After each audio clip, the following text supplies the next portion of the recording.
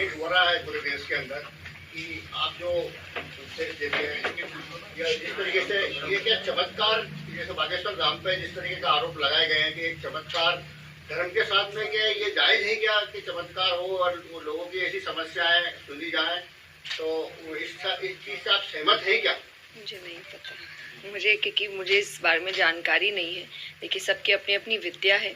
आप मुझसे मेरी कथा के बारे में पूछेंगे तो मैं आपको स्पष्ट रूप में बता पाऊंगी, क्योंकि मैं उसके बारे में पढ़ रही हूँ। पर कोई और अगर कुछ कर रहे हैं तो वो उनकी पढ़ाई क्या है, वो कैसे कर रहे हैं, मुझे पता नहीं है। तो उस पर अगर मैं टिप्पणी करती हूँ तो मैं गलत हूँ। आप गृहस्थ आश्रम में कब प्रवेश करेंगे? तो मैं तो करूंगी। आध्यात्म का मतलब ये नहीं है कि मैं शादी नहीं करूंगी, बिल्कुल करूंगी। पर जैसा मैंने एग्जैक्टली मैं यही बात कह रही हूँ कि आज देखिए, क्योंकि हम चीजें आपको अच्छे के लिए मिलती है, आप उसका बुरा इस्तेमाल करते हैं। सोशल मीडिया आपको अच्छे के लिए मिला है, आज आप सामने हैं, मैं यहाँ बैठी हूँ, आप मेरी बात हर घर तक पहुंचा सकते हैं, ये एक अच्छा है। लेकिन अगर वो बात मोड़ के घुमा के करेंगे तो ये गलत है।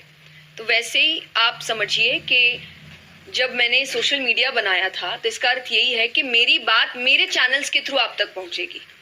पर लोग अलग अलग चैनल, फेक चैनल बनाकर कह रहे हैं कि ऐसे हो रहा है, वैसे हो रहा है। तो अगर मेरी शादी होगी तो मेरे चैनल से बता दी जाएगी। आप देश को हिंदू राष्ट्र बनाने की जो कवायद चल रही है, ऐसा ही मांग कर रहे हैं वो लोग, और उसका भी एक पीड़ा जो एक युवा संगठन ने उठा रखा है। मैं आपसे जानना चाह रहा हूँ, इस मामले से आपका सरोकार देश तो क्या है, क्या बोलना चाहिए?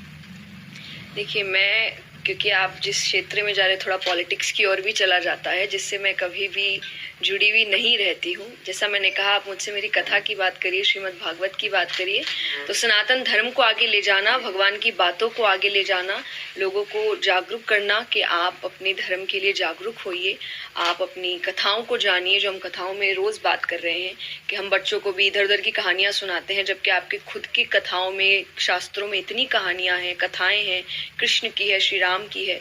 तो आप उसको सुनाइए, उसको आगे बढ़ाइए। इस पर मेरा पूर्ण सहयोग है कि आप इस बात को, इस धर्म को आगे लेकर जाएं। भागवत कथा का जो उद्देश्य है, उसके अनुसार आप यहाँ के युवाओं के लिए क्या कहना चाहें? कि आप इस कथा को सुनिए, और मैंने जितनी सिंपल वर्जन में आपको कथा में आपके सामने रख सकूं, मैं कोशिश कर रही हूं। और मैं इसीलिए सिंपल करती हूं क्योंकि जो आज के युवा है वो शायद समझ नहीं पाते हैं जो गहरी बातें हैं। तो मैं आपको आपके शब्दों में, आपकी भाषा में समझाने की कोशिश कर रही हूँ। खुद एक युवा होकर मैं हमेशा कहती हूँ, मैं संत नहीं हूँ, मैं साधु नहीं हूँ, मैं एक साधारण लड़की हूँ, जैसे आपके घर के बच्चे होते हैं। और सबकी अपनी अपनी रुचि होती है किसी क्षेत्र में। मेरी रुचि आध्यात्म में है, जिसको लेकर मैं आगे बढ़ रही हूँ, उसके पीछे काम कर रही हूँ। तो मेरी यही इच्छा है कि मेरे जैसे जो युवा है, जो आज के समय बहुत कंपटीशन के साथ जी रहे हैं, चाहे करियर है, चाहे जो दुनिया बदल रही है इतनी जल्दबाजी में, उसमें वो डिप्रेशन, एंजाइटी, दिक्कतें हैं, उन सब का इलाज है आपके शास्त्र। आपका नाम जया शर्मा है, आपका जया किशोरी कैसे पड़ा नाम? ये मेरे गुरुजी हैं, मेरे बड़े हैं। उन्होंने, जैसे हम हमेशा कहते हैं कि घर के जो लड़के होते हैं, हम उनको प्यार से कन्हैया कहते हैं। अरे हमारे घर का कान्हा है, तो लड़की घर की राधा क्यों नहीं हो सकती?